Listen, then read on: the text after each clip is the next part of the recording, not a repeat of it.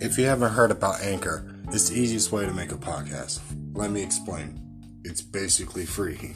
They're creation tools that allow you to record and edit your podcast right from your phone or computer. Anchor will distribute your podcast for you so it can be heard on Spotify, Apple Podcasts, and so much more. You can make money from your podcast with no minimum listenership. It's everything you need to make a podcast in one place. Download the free Anchor app or go to anchor.fm to get started.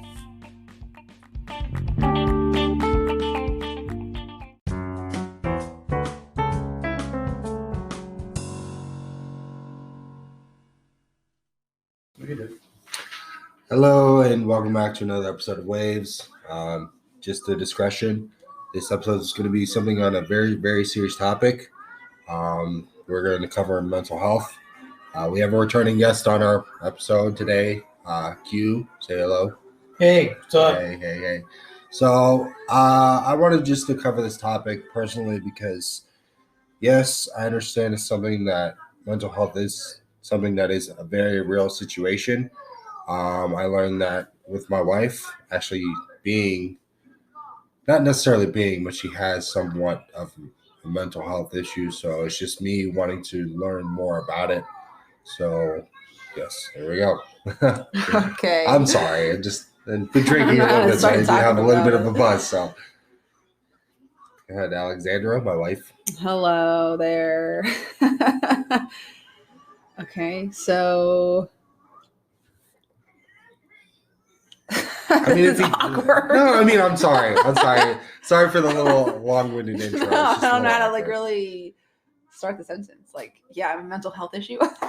It's it's just me wanting to learn a little bit more about it. So understanding where you're coming from and where Q is coming from as well. Because everybody in their mind has those moments and manic and depression episodes, but other people I have them. I have them. Yes, it's a common thing, but As in moments, yes. But me personally, I'm more of I can kind of internalize a little bit better, and I understand it to where, okay, yeah, I can look at the brighter side of things sometimes, but it's not as severe as other people, which isn't a bad thing. I'm just trying to understand it a little bit more from other people's perspectives.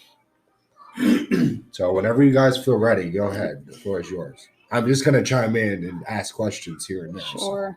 Okay, so let's start asking a question. Okay, so what is it like in that sense to your anxiety? I know having anxiety and then just having the manic episodes sometimes, just take me through that process and what it is throughout the day. Okay, so I can start as soon as you wake up. So this morning, I woke up sad, unhappy, wanting to go back to sleep. And it's a certain particular feeling that only people that know what it feels like, they'll know. So when I woke up this morning, I'm like, I just want to go back to sleep. It's an instant thought. But can I ask you that, is it just an instant thought as in It's an instant feeling, and then it turns into an instant thought, and then it turns into racing thoughts, and they're unpleasant thoughts, and it's you just wish you just stayed sleeping, because then you don't have to face reality, you don't have to think about anything, you don't have to worry about anything, you don't have to do anything, and it all comes down to sometimes life is just too much. It's too much. It's like when your mind wakes up. You're asleep, your mind's asleep. Mm-hmm. Then all of a sudden you wake up, your eyes are open, and you're like... And it can be one thing. It's just... One thing that just sets your whole day sideways. Yeah. And then... it can completely... Yeah, one thing. I opened up my eyes and then I'm like... Does it become more of a domino effect in that sense to where it's just okay, this thought, then that. Yep. It can be a domino effect, or it can just be that one thing. And it just lingers there for hours and hours upon time, or? Yeah, sometimes. And when you feel absolute crap about everything around you, everything about yourself, or you're just not happy. You just is an imbalance of your brain chemistry. So when your serotonin's off, you're lacking something. If your serotonin levels aren't right, you're just... Yeah. I mean, obviously other things play a factor in it. So over the years, what you saw me go through from such a young age, working, Yeah. living without power, you know, law enforcement, and then, you know, CPS and all that stuff. And then helping raise Tilly and helping pay my parents' bills. And then me working full time, trying to get through college. And it was just like moving every year. Where are we going to go? Because we're either getting evicted or the lease is up. Where are we getting the money from? Where am I getting the money from this? And then I have to do stuff that I'm not proud of later on, but yet I am proud of it because, okay, I got through what I had to get through because I had no choice. So then you become having instilled behaviors because you have to make it. You have to get somewhere. You have to do what you have to do to get to X, Y, Z. And then over the years, you're just like, go, because life's like, it feels like life's after you. So you do what you have to do. And then later on, it gets to a point where it's like, you did so much life in such a little time where you just don't want to deal with it anymore. Because then when you get to like your life, it's like, well, fuck, like I just did all this for everybody else.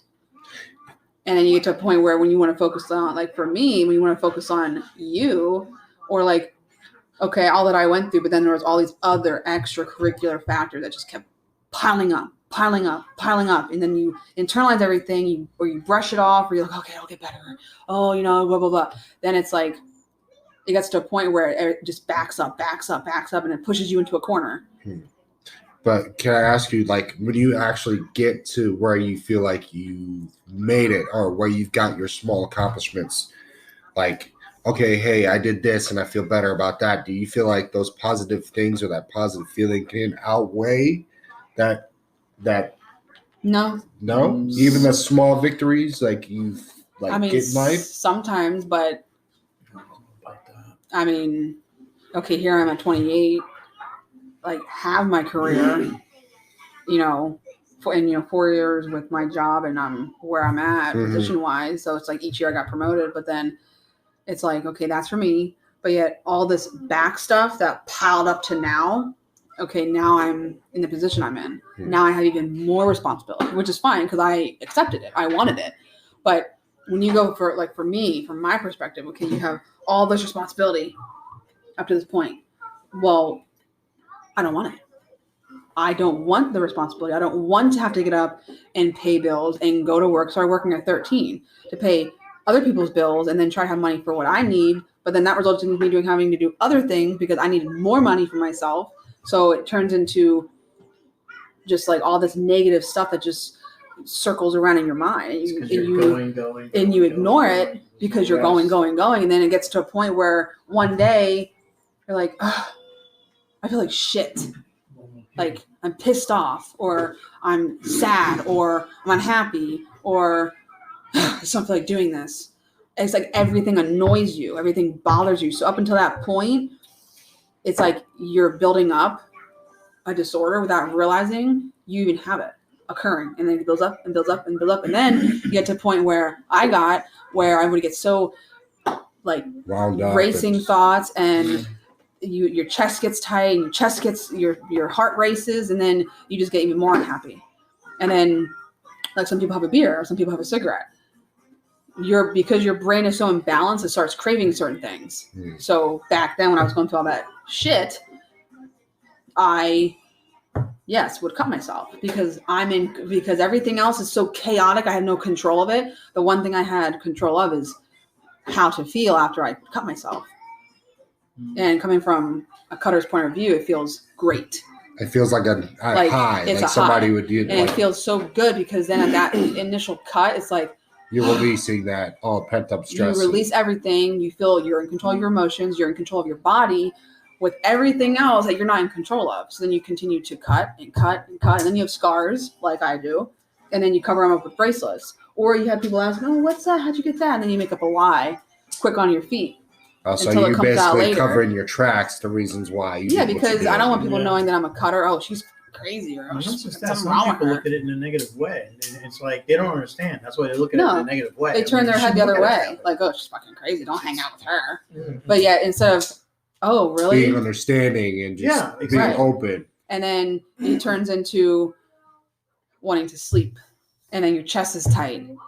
And then you feel like you're going to have a heart attack because you have that much chest pain. That's how much anxiety you have. So as time goes on, you're building up this disorder that you don't even realize you have until it gets to a point where you get suicidal thoughts. Yeah. And then nothing makes you happy. To escape. Nobody makes you happy. You want to ball up in a corner like my little nook in the bed, and then you just don't want to be around anymore.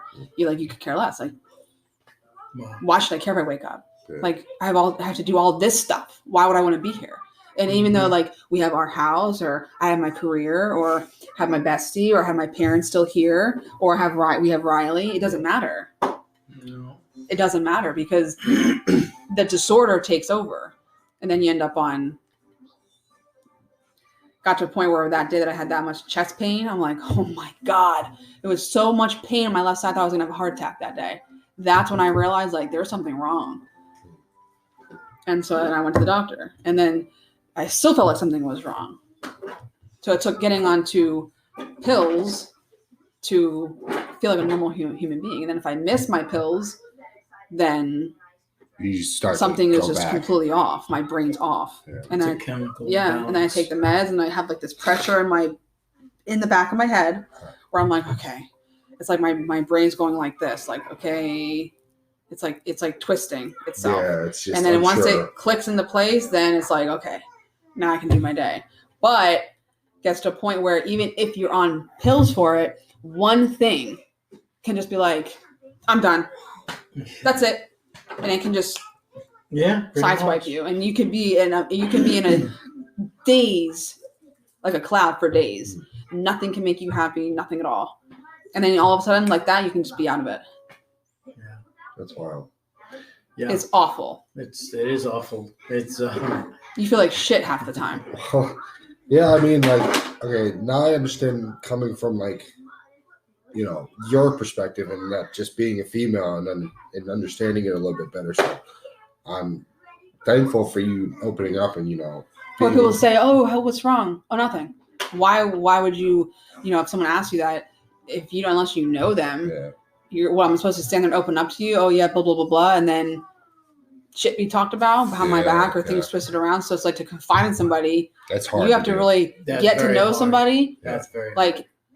My parents don't know about my issue. My mom started to learn about it, but he knew about it more before you did because he's been going through it.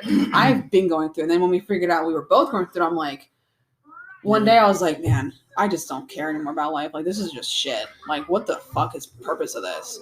Well, speaking of that, thank you for opening up about it and getting it from a female's perspective, which seems to be a little bit more acceptable in society.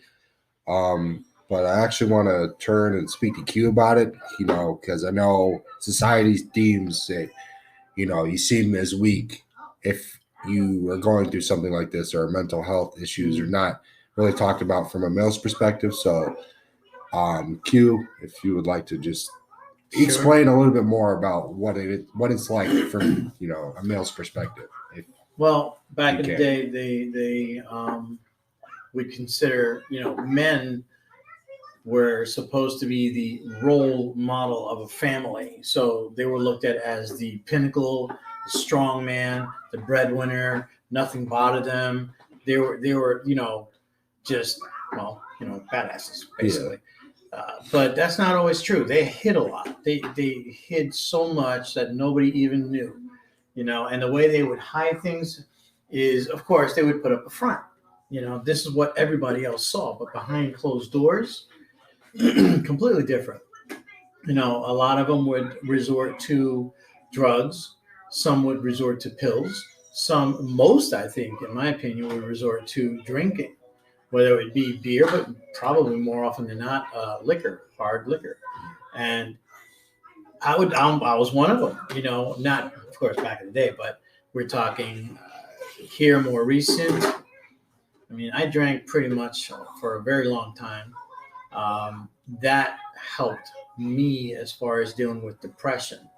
I've always had depression for quite some time, to the point where I've had suicidal thoughts. And I think, wow, I can't believe I'm going to say this. Nobody knows this, except Cameron. I think I may have told you. Yes. Well, I don't know if I told you this one either, too. Cameron, my son, he took his life on March 13th this year and shot himself. So he was 23. I tried to commit suicide when I was, I think, 21, 22. I don't remember, something like that. I was in the Marine Corps. And nobody was around. But, it was an attempt. It failed. But to this day, I really don't know why I did it. I don't know if it was out of curiosity or if it was at that. I don't know if some people think that in the moment, there's that always in the moment feeling. You're either going to say, why not? Or just fuck it and just do it. Okay. And so, I can't believe I'm going to say this either. So that was the first time, my first attempt when I was very young. Now, I believe it was a week. Was it a week before? The same week Marcelo passed away. Was that same week? So it was probably a week before Cam. This was just so uncanny. So and my wife doesn't know this either. Nobody knows this, but I went into my son's bedroom, and he had his. Besides me, because I got mad at you. Yeah, you did. He had his pistol on the bed, and he was at his friend's house at the time. So I was by myself in his bedroom, and I sat on the bed, and I grabbed the pistol, and I put it to my head. Now, mind you, I don't know why. I just went through the motions. I went through the motions to see. So, I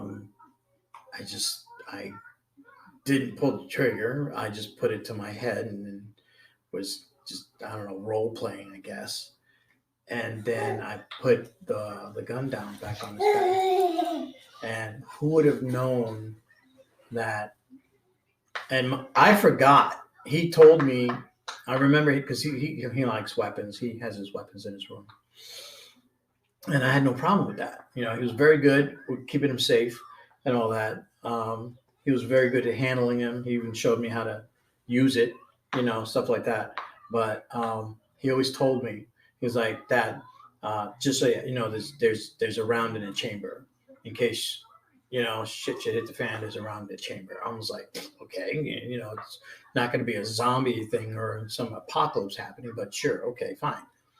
Now that night, I forgot about that. So I'm thinking, I'm not gonna. I just didn't do it. I just role played to it, and I had put the weapon down. But who knew that a week later, my son would actually do it? I mean, that's to walk into a room and see that was. Well, devastating. However, even as a parent, he's never left us. We've raised him, till March 13th. He's never left us. And you would think as a parent, you can see these signs. 2.5 years ago, he had a conversation with, his mom, and said that, he thought about suicide. And that's when she came up to me and said, we really need to get him some help. I had conversations with him, many conversations with him. And,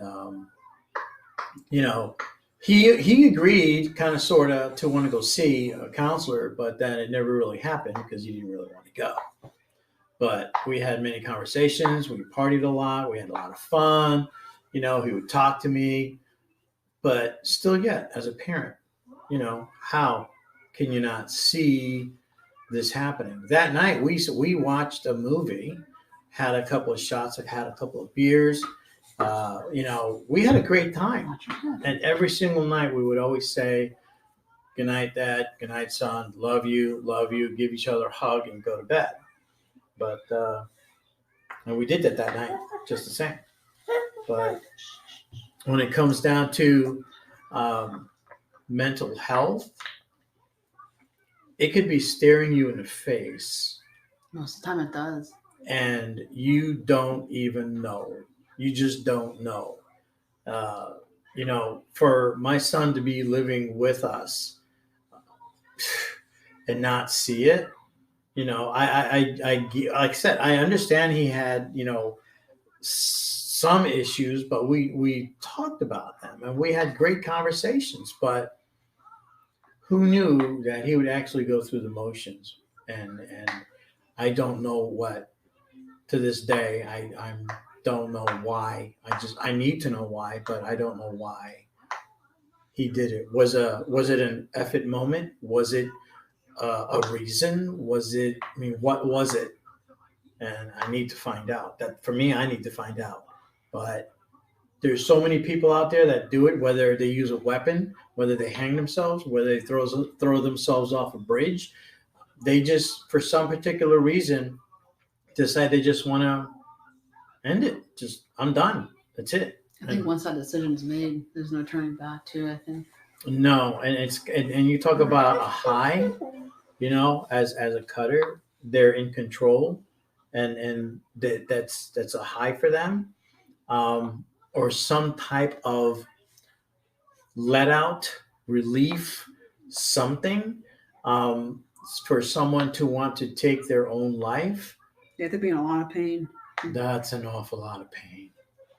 Now, how do you see someone or know someone who is going through so much pain, and yet on the outside their shell is showing that they're fine, they're happy, they're everything's okay, I'm cool, but yet they can go to their bedroom, close the door, and done.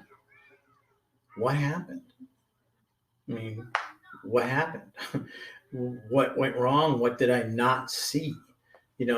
Some people can say, well, it's not your fault. It's okay. Yeah, I get that. That was a decision he made. But that weighs just knowing that how it happened, what happened. And like you just said, like you had all the interactions. You guys were just normal, like a normal night. And then boom, like it weighs on you. It does. It really does. It really does. Like, I think we should talk about too, like the look of it. And I'm sorry, sorry for your condolences to your family. I really am sorry about that, man. Appreciate it. I can't imagine what you're going through there. Yeah. It's something a parent don't ever want to go through.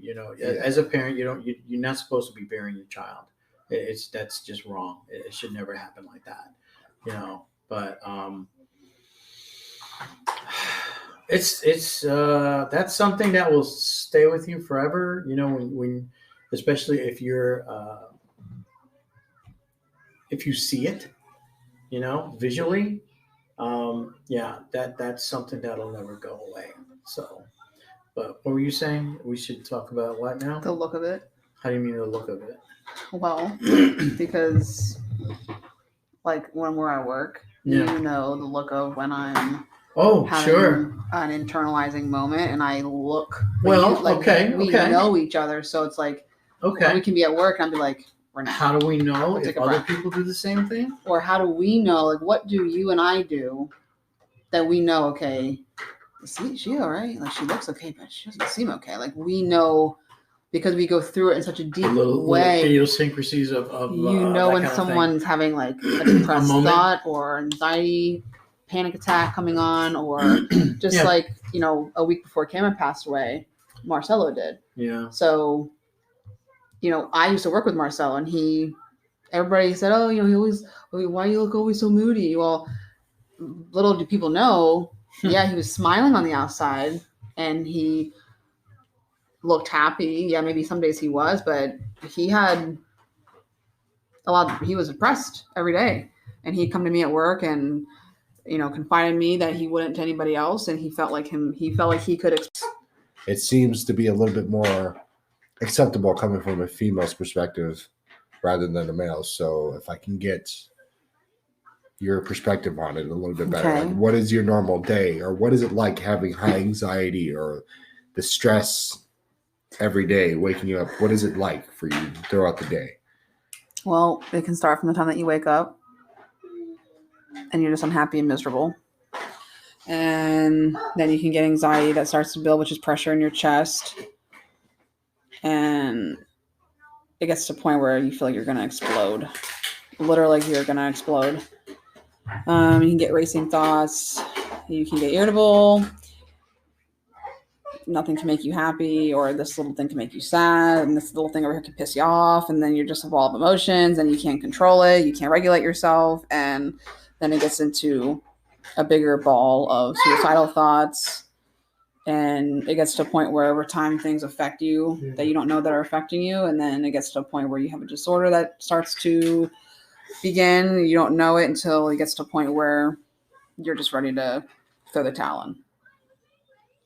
So let me ask you this: even though you do live with this in that sense, is there ever a time to where you feel like, yes, you have all these things in your mind's clouded all the time, but do your positive thoughts, your positive feelings, like if you accomplish something throughout the day, or like set a goal for a month or a week, is that ever like, can that overcome my negative thoughts? Yes, that's what I'm trying to say. I'm sorry. Not I'm drinking a little bit. So not sometimes. So majority of the time, it doesn't help, or you can't think like, okay, I got this small accomplishment. It gets to a point where you just can't think. You can't focus on anything. You can't think. You don't want to do anything.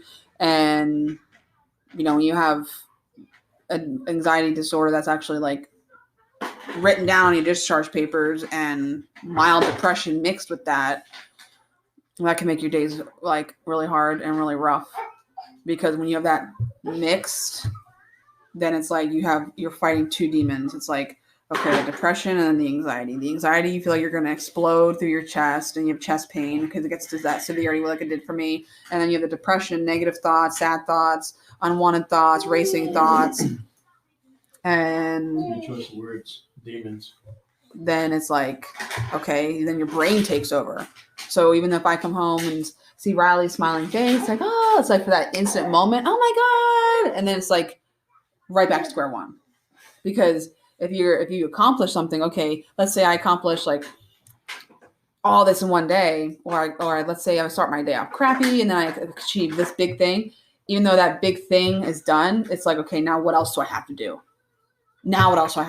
It's like when you're always doing something, it depends on, also your childhood, your teenage years, your early adult life. So depending on what someone goes through during very critical developmental stages, like as a child, that will impact them into teenage years. And then what they go through then, or what they're still going through, can linger into your adult life. Go into your early adulthood. And then it gets to a point where... Do you feel like that affects your relationships with people in that aspect? Like if you're trying depending to on what you go relationships? through. Okay. Because if you go through like verbal abuse, which Physical, I witnessed as a child, or teenage years, I witnessed as a teenager and early adulthood, and then I've had people, verbally abuse me over and over and over. It gets to a point where it's like, okay, I've had enough. Like, just leave me alone. It gets to a point where people push you to the point of okay, your experiences in life can bring about it, but then when you have people treating you a certain way, it's like, well, fuck, like. What am I here for? I keep getting shit on. I keep getting crap. And I'm trying to still live my life. But then the crap takes over actually living your life. So it's like, okay, are you living life or is life living you? And when you get to that point where you feel like life is living you and you're not living life, like it's like a downhill spiral. It's like, fuck this. Like I keep getting shit on, I keep getting screwed over, I keep going through crap, nothing gets better. And it gets to a point where it's like you don't want to be bothered. Like leave me alone. Or when you're in large events, like let's say we have like a family get together, probably an hour in, like I'm done.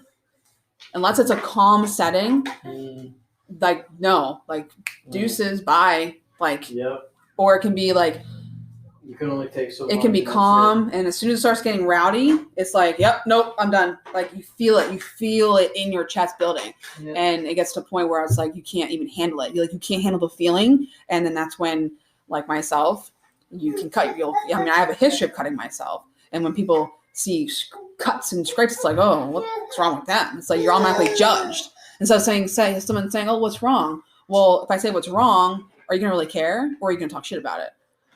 And if you're used to being shit on, or people talking about you, or being bullied, that was also done to me as a teenager.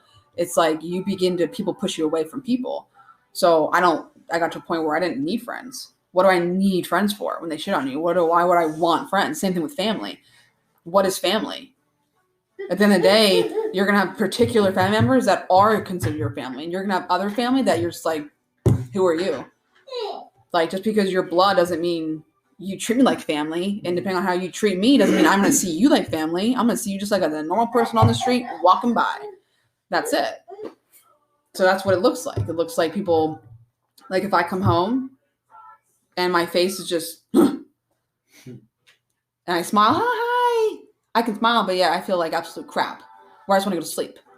Or I want to barricade myself in a corner in a ball with a blanket and just be left alone.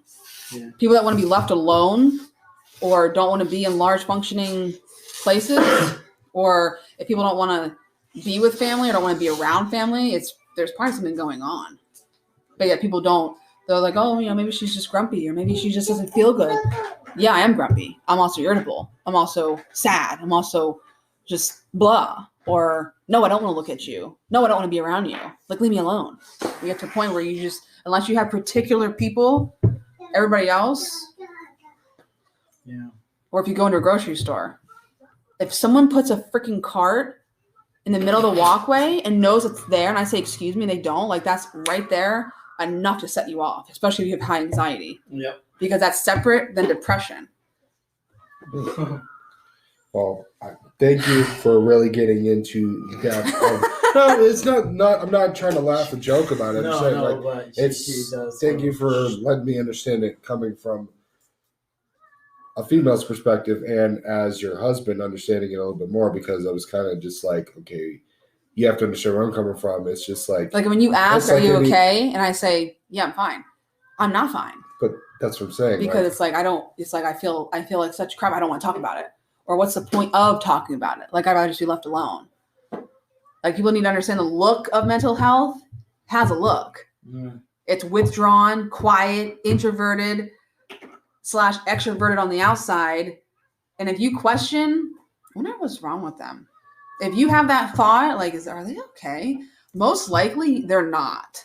Yeah, but thank you for clearing it up. But can I ask this question? Like, is it a bad thing to ask what's wrong? And if you lie, like if you hide it and you have somebody who's genuinely caring on asking you about it.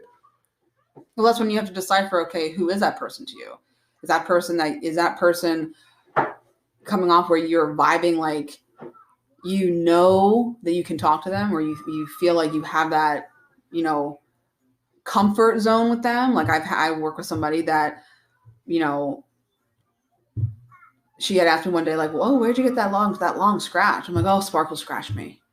Later on, I forget what we were talking about, but I had said, "Yeah, I previous cutter,"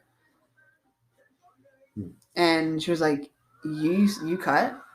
Come to find out, so does she, or so did she actually? Did she? So right then and there, as I'm developing I would call like a relationship, like you're building getting trust to know her and seeing how she is Mm-hmm. as a person, what you guys, when you start to mesh with somebody, you begin to know, okay, what can you talk about? What can you not? What comes up or what you have in similarities. So then it got to the point where I could trust her to tell her months after she asked me about the long scratch. Yeah. Remember that scratch you asked me about? Yeah, that was for myself. But when you cut yourself, you're in control of your feelings and you're in control of yourself. Nobody else can control you. But yeah, if someone knows that you cut, it's like, oh, you're a freak. So why tell somebody? Because then they're like, oh, you're mental. Or, if I go to the doctor and they say, have you ever tried harming yourself? I said, yes.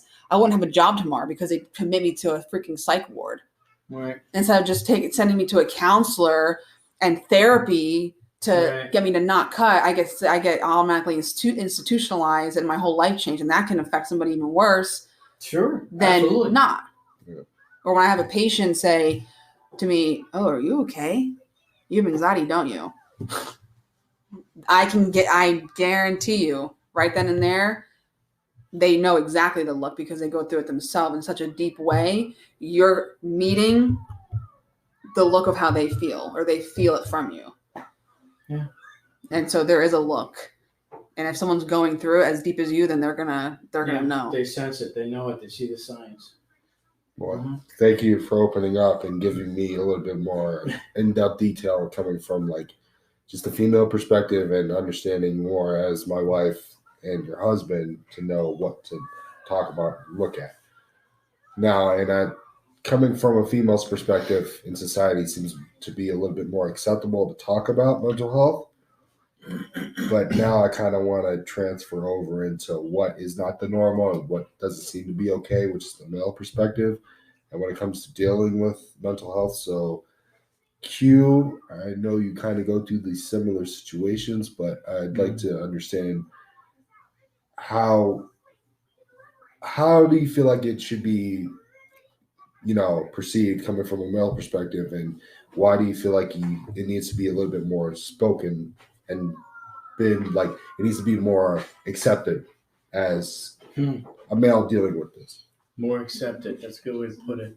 It needs to be. I'm sorry, like if my words were just a little bit clear about it, but that's the right way to say it. Because as a male, I'm 58, and back in the day, I'm talking about my dad's time. Okay, men were looked on as the model of the family, the breadwinner, the workaholic. They were the ones that supported and supplied for the family, while, of course, everything else was taken care of by the spouse and taking care of the children. But, if men had issues, nobody knew about it. Most of them drank to deal with their issues. And of course, you got to ask yourself, is that hereditary? Is that something you learn? Could it be a combination of both? Who knows? But, here I am at this point in my life where I'm pretty much doing the same thing. I suffer from depression, not so much anxiety. I think anxiety comes afterwards. It's like, I don't know. I have a little anxiety, but not a whole lot. It doesn't. I'm from what I'm thinking and just what I'm just presuming. It just depends on the individual, and I think it depends on environment. Environment and individual themselves. You see what I'm saying? Like what she was speaking about the upbringing and everything that has a lot to do with it. I really do. You go through upbringing of things like anxiety. Well, for example, let's say, for example, and I'm sure a lot of people who hear this will probably understand and nod their head. Yeah, they'll be like, yeah, I went through that. As a kid growing up, discipline was a really big deal. I mean, that was huge, and I had my ass whipped, and that's something that, see, it is time. Stops right there. Okay, so here we are continuing where we left off with Renee speaking on his. Really, guys? Because now we're recording and that's all going to be on audio now. That's okay. So we're going to continue where Renee left off, and I apologize. We're having a little bit of technical difficulties tonight, which I don't understand why. So Renee, would you like to continue where you left off before we were interrupted? That I can. I think I last started with upbringing. Yes. That has a lot to do with, I guess you could say, the mental state of mind of a person. A lot of it has to do with what they're exposed to. For example, me personally, discipline was a big deal in the house. You got in trouble, you got disciplined. Whether it was with a belt, whatever they get their hands on, but that was the acceptable way of disciplining children back in the day. Now, some people frown upon it, and some people say, you know what, that's a good thing. I will say something. I will interject because nowadays, I will say this: I'll be out in public, and some kids Some little kids, I don't know. I hate to say this, and me being a brand new They're their own parent, parent. they're their own parent, but sometimes some kids need their ass whipped, period. And I'm sorry to say it. Well, I know that sounds really harsh, but it just happens sometimes. Some kids. I was always okay. As an adult, moving forward, let's say now I've grown up, moved out of the house. I got married, have children, and my mentality is I will never do what my parents did. Yeah. But I come up with a different way of disciplining my kids, and I find that what works was if it's a matter of life and death, definitely discipline your children. For example, let's say they turn the stove on and they want to put their hand on a hot stove. No, you let them know that that's a really big no-no.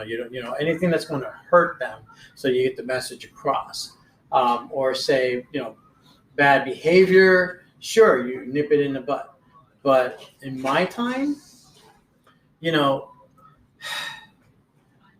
so many differences between the newer generations and the older generations.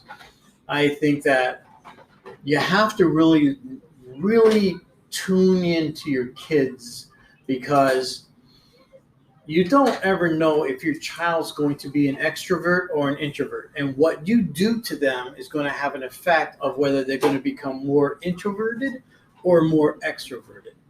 So in my case, I was definitely an introvert because I was always, I was disciplined a lot, but I guess that may have had an effect on me because I always thought if I did something, it was going to be wrong. So I really kept to myself so that I knew whatever I did, I wouldn't get in trouble. Mm-hmm. Now, I was an introvert until I was 17. So pretty much all my entire educational life, I was an introvert. The only time that I was really started to bring me out was when I got involved with music. But that was it. That was my only out, whatever you want to call it. Outlet. Your escape, yeah. Yeah, my escape was music. And I thank God for that to this day. But being an introvert, you got to really watch out for that, because I just think that that's where things start to happen. Because if you're home all the time and not out of the house and being with friends or just being out there, okay, your mind will start to play with you, so to speak. You start, there's an expression, it's something about idle time, kind of makes the mind not right. It's too much. If you have too much time, then you start thinking, your mind starts racing, things start, you think of all these different things, and instead of being busy and keeping your mind focused on other things as opposed to thinking of bad things. But from going back to from a male perspective, we're supposed to be the strong guys. We're not supposed to show that we have anything wrong with us. That's not true. There's a lot of men out there that suffer from depression, anxiety, suicide thoughts. I was diagnosed as bipolar. There are people out there that suffer from being bipolar. It's funny you mention that too, because that I'm not. I don't have it, but that does run on my family, my side of the family as well. My grandfather, my mom's dad has it.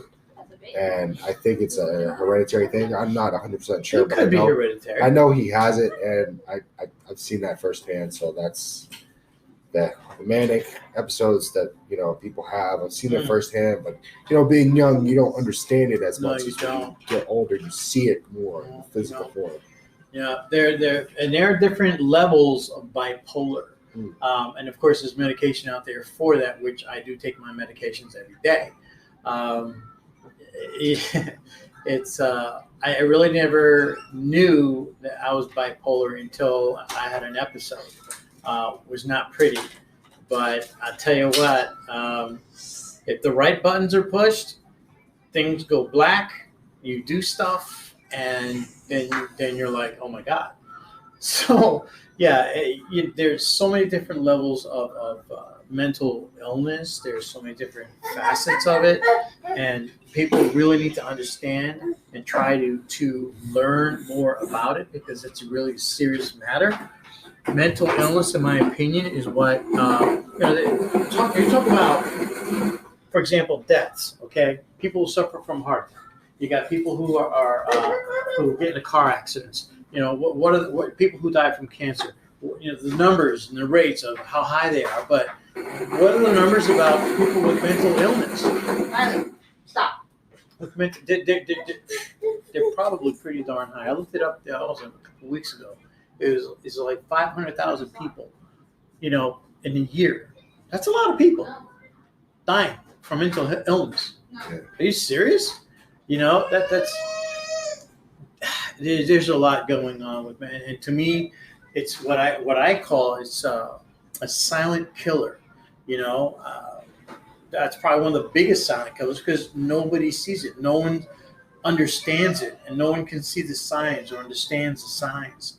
You know, you're going to have people out there that say that you know life is great. Okay, I get up in the morning. I don't get up with my, you know, smiling and, oh, look, the sun is shining. Yeah, it's a beautiful day. I'm so happy. No, I get up in the morning and I'm like, ah, shit. Another day. God damn it. All right, fine. Let's do this. You know, mind you, the flip side, sure, I'm in my car. You know, I have my moment to myself. You know, sure, I thank God for the day. Thank you, you know, all this stuff. But still yet, deep inside, you still have those thoughts like crawling in, and you're like, I just want to go home. I just want to be left alone. I just want to just go. Just, you know, if I could be somewhere, it would probably be, oh God, I don't know, just me, myself, and I. That's it. You know, just it's difficult. It's difficult. You know. You wake up every day. There are people, for example, my wife, there are some people, they wake up in the morning and they are so glad that they're alive and breathing. This is a wonderful day. I understand that, you know, each and every day is a gift. I get that. You know, I understand that. But life is not easy, man. No one said it was going to be easy. But then again, do we really have all the faculties of dealing with life? You know, that's a hit and miss there. How many people go to the doctor and say, yeah, hey, doc, you know, I just want to know if I'm mentally ill? Who does that? Nobody does that, really. Not unless something serious happens, you know. I have people in my family that are cutters. I never understood what that was all about. But I learned, and that's, you know, I have a lot of respect and understanding, you know, and empathy for those people, because even though that in itself is an illness, well, we all have illnesses. We all have something in common. It's a mental illness, you know. There's so many different kinds of disabilities. You know, I would definitely consider that some type of a disability, but not to the point where they're not physically incapable, but they are mentally, if not incapable, but handicapped. You know, and how do you fix that? I don't know. I really honestly don't know how you fix that. You got to have somebody who, I guess, understands you. I mean, that's like, you know, with your wife, Alex. I mean, how did we just knew, I guess. We just knew. And she had, I guess, her anxiety issues and whatnot. I had my depression issues, and I guess it's like 2 people may know, or 3 or 4, or we have customers come in. I had a customer come in and had the same tattoo. Oh, semicolons? Yes, same tattoo. And they're like, oh, you got one of those? Like, yeah, you know what it stands for. Yeah.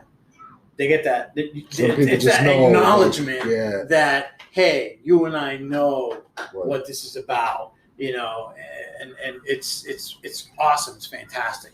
How many conversations we've had with patients, like a conversation starter. Yeah, they look at you a certain way, like they feel like, wow, you've gone through some shit. And they actually ask you. Yeah. Or they forget what semicolon means. So, and it's basically just, I think it was 2 years ago. 2 years ago. There was April 16th. April 16th is the National Semicolon Celebration Day. It's when they started, and it was designed and meant to honor, celebrate, and as far as solidarity in support of all those people that have some type of mental illness, whether it's depression, anxiety, suicide, any kind of thoughts that they're going through of harming themselves or whatever. You know, that the semicolon is a representation of those type of people, that type of society, that type of illness. Hey, we're all together in this. You know, let's support each other, and that's what that semicolon is for. And you know, I just have a lot of respect and thankfulness that there's a group out there that can support you and help you and understand you, because it's important. It's very important. People just don't get it. You know, that's sure, you got all kinds of different illnesses out there, but what about this one? Nobody sees this one. It's invisible. You know, unless you're in tune and understand or have gone through it yourself, they're not going to see it until it's too late. Then you're going to sit there and wonder why. And even if you're, like, for example, my son, he's lived with us since day one. You know, we've had ideas and thoughts and conversations and whatnot, but to really go through it, you know, to really do something like that and take your own life, I honestly didn't think he would do it. I mean, we had a great evening that night, and next thing you know, he's not there anymore. So it's a big deal. Mental illness is huge. And again, he's a male at 23 years old. You know, it can happen to anybody. It doesn't matter who you are. It doesn't matter what gender you are. It doesn't matter what race you are. You know, mental illness is not biased. It happens to everybody and anybody. So we have to try to be more in tune and make this more aware to the people out there, so people can get some help, you know, support, that kind of thing. Do you remember that quote I told you about Robin Williams? Oh, God, The one from him, it says, I think the worst thing is not being alone, but being around people that make you feel alone. Yes. And I've experienced that many times. People that make you feel And then when you distance yourself, they wonder why. Oh, what's wrong? Or then if you were to say, like, oh, you know, this, oh, they're just doing that for attention. How many times would people say that kind of thing? Because they just think because they don't know what it feels like or they don't go through it, it's like fake. And then when someone kills themselves, they're like, oh, what's so wrong? Or this or that. And it's like, Robin Williams I love them, man. I grew up with that guy, you know, not literally, I'm just saying, you know, on TV and movies and things like that. You would swear he was the happiest guy on the planet. That's what kind of just that blows my mind to think about. No kidding. It makes me wonder, like, why do people get into comedy sometimes? I know this is completely a little off topic, but I'm like, it makes me think, like, why is it sometimes, like, I don't know why I've thought this to myself, and I don't know if this is just me, but it seems like the funniest people seem to be the best magicians when it comes to coping things like that. Like, they use a lot of, like, dark humor or just humor in general to cover up what's bothering them. Like, that's true. That is absolutely true. People just seem to be, like, quick-witted and just a complete smart ass. Look at John Belushi. Look at oh my goodness, who was I? Farley. What's his name? Chris Farley. Chris Farley. Okay.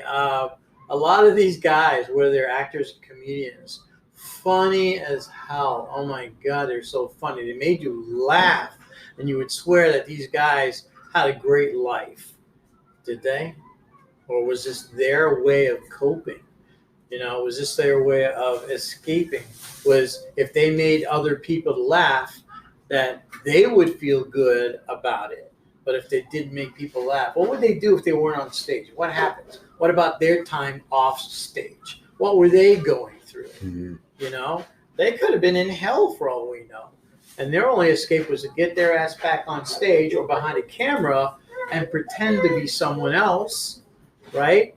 Or to just be out there and talk to other people and express themselves about life in general, but in such a funny way that people would laugh about it. It runs rampant and people don't realize it, and people really need to know that mental illness is not a joke. It needs to be taken seriously. Just like cancer, heart disease. But a lot of people die from cancer, and it's been the biggest thing for God knows how long. But mental illness seems to be brushed under the carpet. No, it's not that bad. Yeah, it is that bad. If it doesn't happen to you, personally in your lifetime, then it's not that bad. Are you kidding me? No. I mean, people can walk around and say it's never going to happen to me. You always hear it a lot. It's not going to happen to me. That's for other people. No. Again, life isn't biased. Things can happen. Yeah. So, but again, from a male perspective, more men need to really come out and say, you know what? Yeah, I am a mess. I need help. I need to,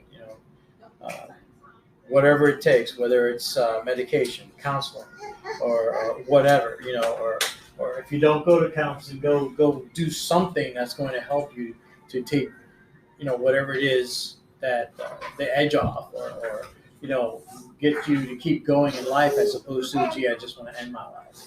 Yeah. So, but people, for example, when she said that she wakes up in the morning, feeling the way she does, I wake up in the morning and, I don't smile. I hardly ever smile when I wake up in the morning. It's typically, damn it. Sigh. Yeah. Yeah. It's like, all right, fine, whatever, some people, the question sometimes begs, how many times do people think about suicide, say on a daily basis? Do you think about suicide every day? No. Every other day? Maybe. For me, probably, gosh, I don't know. Probably once every couple of weeks. But it's a fleeting thought. It's like, I guess it's moments when you're to the point where your stress is so maxed out. And then you're like, you know what? And then the thought runs. You got that question, you know what? And then the next one is, I'm done. And when you're done, then that's when that thought crosses your mind and it says, okay, bet. You're done? Let's do it. Why not? That's where the battle begins. So, you have to think about, when that happens, you have to think about